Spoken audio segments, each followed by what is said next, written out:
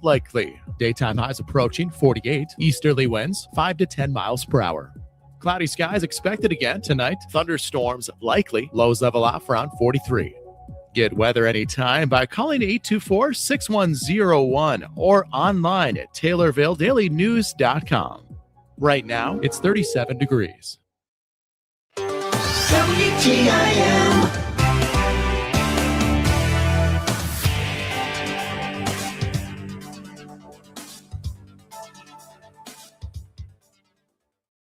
You're listening to WTIM, your information station. Time now for your expanded local news. I'm Reed Kamai.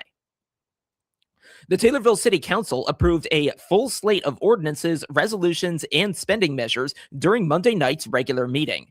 The meeting included recognition of FFA state degree winners, honoring local students for their achievements in agricultural education. Where 7 members presented their supervised agricultural experience record books in pursuit of the prestigious Illinois State FFA degree. This is the highest honor awarded by the Illinois Association FFA. Fewer than 3% of members statewide earn this degree, which reflects at least 4 years of dedication, leadership, academic success, and a minimum of 50 hours of community service. As I name you, if you stand and remain standing. Members to receive the top honors, Rye Blyler, Ryan Brocklesby, Riker Beckmeyer, Olivia Mazier, Ella Reese, Ella Hohenstein, and Ben Wamsley. Also, Riker Beckmeyer was named Star Farmer, and Rye Blyler received the Star and Placement Award for their outstanding SAE programs. Council members also administered the oath of office to Chance Dickey as a new firefighter. Among the ordinances approved was a First Amendment to the Business District Redevelopment Agreement between the City of Taylorville and Dustin Clark for property located at 100 to 102 North Main Street. Council members also approved changes to City Code redesignating stop signs at the intersections of Cheney and Adams Streets and Cheney and Vanderveer Streets.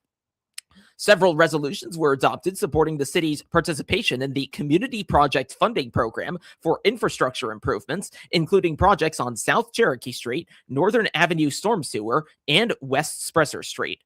In personnel matters, the council approved the budget of Josh Nickel as water superintendent and adopted an amended city budget. The council also approved submittal of purchase agreements for Barker Implement Incorporated and Joshua D. Weekly, along with Galaxy Trucking Logistics Incorporated, as well as a revised memorandum of understanding regarding take-home squad vehicles, which is 6.5 miles. On the finance side, council members approved a $10,000 request from the Greater Taylorville Chamber of Commerce for the 2026 Chili Fest event, with funds coming from the hotel motel tax line item. The purchase of an office desk for the Human Resources Office, not to exceed $2,500, was also approved, along with the sale of industrial park property, with proceeds returning to the Business Development District Fund. Infrastructure and public works items made up a significant portion of the evening's approvals. The council authorized the purchase of a Komatsu 238 excavator from Roland Machinery at a cost not to exceed $270,000, funded through the Ward 5 reserve account. Members also approved moving forward with specifications for 2 single-axle dump trucks and 1 pickup truck. Engineering agreements were approved with Benton and Associates for a $6,000 resurfacing project from Silver Street to Houston Street, and for Phase 2 of the downtown project, totaling $525,000, with the city's share set at $65,000 under a previously approved joint funding agreement. Additional approvals included bidding for concrete, sidewalks, curbs, guttering, and fuel, as well as the purchase of an easy H2O drinking fountain for City Hall from Ricky Plumbing for $2,480. The council also accepted the treasurer's report and approved payment of bills totaling $299,802.95. All agenda items were approved as presented. The Taylorville City Council will meet again on March 16th. As Teen Dating Violence Awareness Month comes to a close, parents are being reminded to stay engaged and informed about their teens' relationships. Sojourn Shelter and Services is encouraging families across central Illinois to talk openly with teens about what healthy and unhealthy relationships look like. Experts say healthy teen relationships are built on mutual respect, honest communication, trust, and personal boundaries. Dating violence, however, can take many forms beyond physical abuse, including emotional manipulation, controlling behavior, sexual coercion, and digital abuse like constant texting or tracking. Parents are urged to watch for warning signs such as sudden mood changes, withdrawal from friends, anxiety around phones or social media, or fear of upsetting a partner. Sojourn says one of the most important steps parents can take is simply listening. Asking open ended questions, staying calm, and avoiding judgment can help teens feel safe sharing concerns. If a teen is in immediate danger, parents are advised to call 911.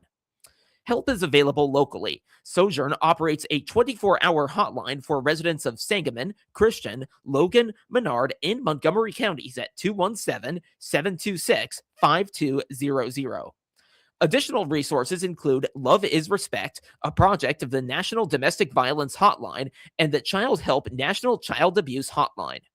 Throughout February, Sojourn had been offering school presentations, parent education, and free confidential support services focused on prevention and awareness. More information or help is available at helpfordv.org or by calling 217-726-5100. Local seniors and veterans are invited to enjoy a free meal while learning more about their health next week. Senior Education Ministries and the Shelby County Senior Center will host their next Dine with a Doc event on Monday, March 9th from 11 in the morning to 1 in the afternoon at the Shelby County Senior Center in Shelbyville. The free community program brings seniors together for lunch and a relaxed conversation with a healthcare professional. This month's featured speaker is Dr. Jacqueline Jansen, a board-certified audiologist with Sarah Bush Lincoln Health System. Dr. Jansen will share information on hearing health, age-related hearing changes, and ways seniors can maintain independence and cognitive well-being. The presentation will be followed by a question and answer session. Lunch will be provided at no cost, courtesy of Sarah Bush Lincoln, a 2026 key supporter of the Dine with a Doc program. Organizers say the monthly event is designed to help seniors and veterans stay healthy, connected, and informed in a friendly social setting, without the pressure of a traditional medical appointment. The Shelby County Senior Center is located at 325 East North 9th Street in Shelbyville. Seniors interested in attending are encouraged to RSVP by calling 217-774-2251. Community members looking to give blood will have 2 opportunities to do so in as many months at Pana High School. They are scheduled for tomorrow and Sunday, April 30th. The school's National Honor Society chapter is hosting the drives as part of their values, in particular that of service. You can schedule an appointment for the drives through a link on this story on our website, TaylorvilleDailyNews.com. Kennedy Boker and Gwen Clavin are the president and vice president, respectively, of the chapter. They say the blood drive also contributes to a scholarship initiative. It'll be 9:15 through 2:15, and each unit of blood that is donated goes to help a senior achieve a scholarship. So every time you come in, every time you donate, you get to pick one senior that receives kind of your donation, and it gets put towards a scholarship for them. So is it like whichever senior gets the most votes gets the scholarship? I think so. It's kind of whoever gets the most is the most likely to get the scholarship. Okay, so all right, so then it kind of increases your chances. Now, yes. Are the seniors able to campaign for people's votes? Is that how it works? No. March is National Red Cross Month, so the timing of the first blood drive was made with that in mind. In addition, visitors can receive free A1C tests on that day. Why this is such a big occasion is because March is actually Red Cross's month to share blood and, to donate blood, not share it, but March is Red Cross Month. So the Red Cross is performing free A1C testing on successful donations in March, and these tests are commonly used to screen for pre-diabetes and diabetes. So you'll get that for free if you come and donate. Those who come in to give during March will receive a $15 Amazon gift card by email from Red Cross. The blood drive is personal to Boker, whose father depended on donated blood after he experienced clots. Both she and Clavin say the impact of their service work is their favorite part.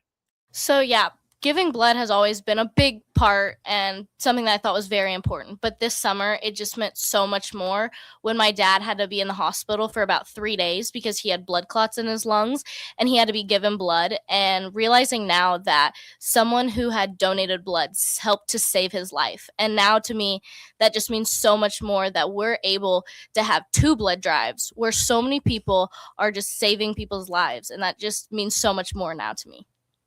My favorite is the community. All of the people in NHS, I just love being around them. And I love, like, during the blood drives, we're all just happy and we get to have fun and we get to help people. And that's probably my favorite part. My favorite part was just, I think, the gratitude I saw on the people's faces at the food bank whenever we donated that food. Like, they were just so grateful for that and just the impact that we were able to have on the community. And that's my favorite part about it. Pana High School's National Honor Society chapter has been busy with other service events. They include a Chuck-a-Duck competition at a basketball game and a food drive. So we did a really fun fundraiser. Yeah. We did a Chuck-a-Duck fundraiser at our Pana Taylorville game. And that was a great fundraiser for us. We were able to give out some gifts to the winners. And I think that was something that really helped promote our NHS chapter to the community so they could learn more about us. So back in November, whenever the government kind of shut down, we knew that that was affecting our food bank. Yeah. And so we went ahead and we did a little food drive fundraiser in the high school. And I can't remember how much we ended up raising, but we had a ton of food that we donated to our local food bank in Pana, and that really helped them out a lot. Boker and Clavin say their desire to take charge in initiatives drove them to pursue officer roles within the chapter.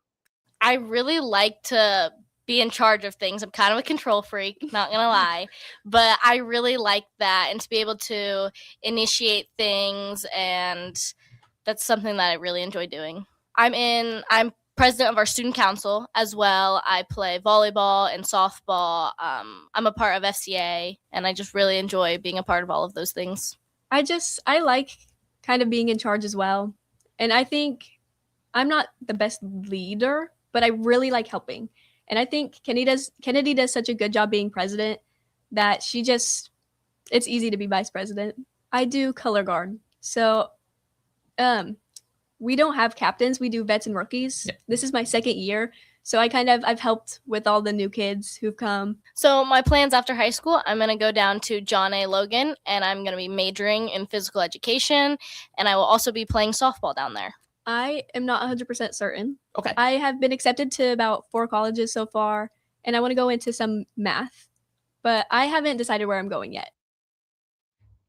More information on Pana High School is available on Pana CUSD number 8's website, panaschools.com. Kennedy Boker and Gwen Clavin appeared as guests on the WTIM Pana Morning Show. And now a word from First National Bank in Taylorville.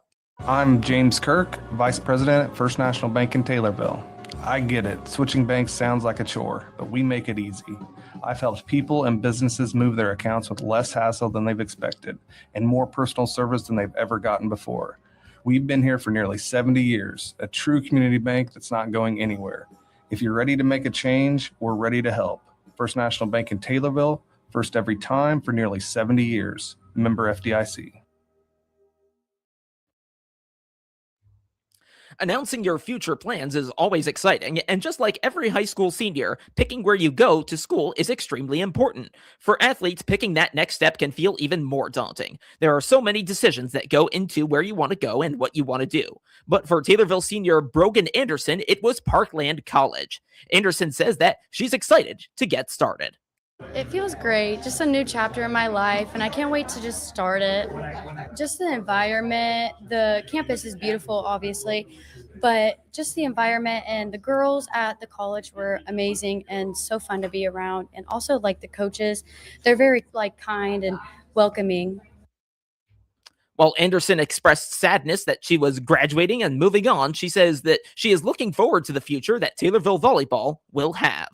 Yeah, I cannot wait to see what Taylorville has to bring later on. And I'm very excited to go to Parkland and forever grateful for the opportunity and grateful for my coaches here and at Shock as well. Anderson thanked her parents for their support along the way. Find out more information about Parkland College by visiting their website. Estate tax reform, or the Family Farm Preservation Act, remains a key state priority of the Illinois Farm Bureau this legislative session, says Kevin Semlo, who serves as the organization's executive director of governmental affairs and commodities.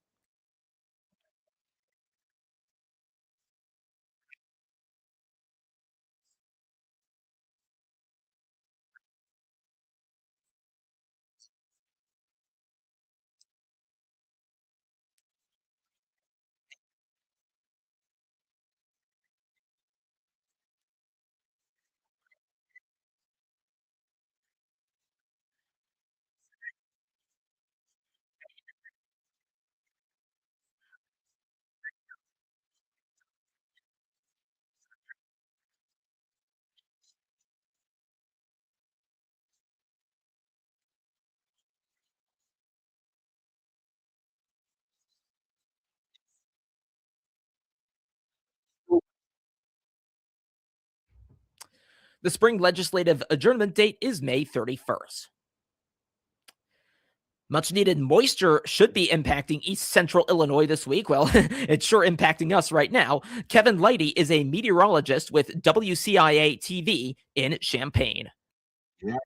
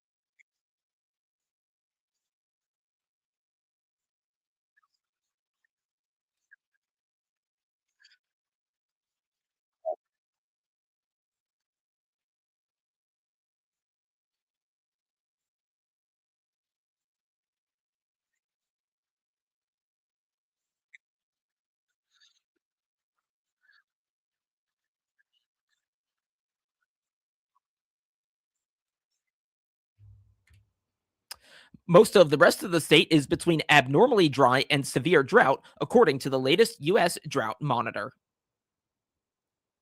Now to obituaries, which can be found at TaylorvilleDailyNews.com.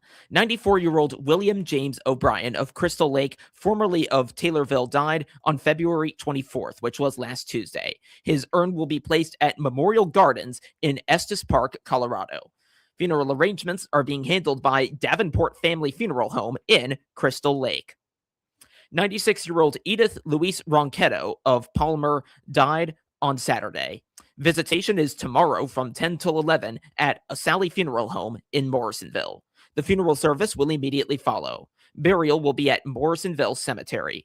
Funeral arrangements are being handled by a Sally Funeral Home in Morrisonville. 90-year-old Alfred J. Frazier of Kincaid died on Friday. A private family service will be held. Those arrangements have been handled by Masterson Funeral Home in Kincaid. 100-year-old Gloria Foster of Tovey died last Tuesday. Visitation is this Saturday from 9 till 11 at Masterson Funeral Home in Kincaid. The funeral service will immediately follow. Burial will be at Oak Hill Cemetery. Funeral arrangements are being handled by Masterson Funeral Home in Kincaid. 94-year-old Doris Long of Greenville, formerly of Sorrento, died February 18th. Visitation is April 18th from 11 till noon at Donald Wigan Funeral Home in Greenville. A celebration of life will immediately follow. Interment will be at Brown Cemetery. Funeral arrangements are being handled by Donald Wigan Funeral Home in Greenville. 79-year-old Betty Fines of Owanaco died February 19th. Graveside services will take place today at 10 at Oak Hill Cemetery. Funeral arrangements are being handled by Sutton Memorial Home in Taylorville. And 88-year-old Sona Beavers of Taylorville died January 16th. A memorial mass will take place on Friday at 10 at St. Mary's Catholic Church in Taylorville. Interment will be at Green Hill Cemetery. Funeral arrangements are being handled by McClure Funeral Home and cremation services in Taylorville. A quick look at the weather. It is raining right now and 37 degrees. There are thunderstorm chances today, tonight, and throughout tomorrow. A high today near 48, low around 43. Get local news anytime at TaylorvilleDailyNews.com and every hour as well right here on WTIM.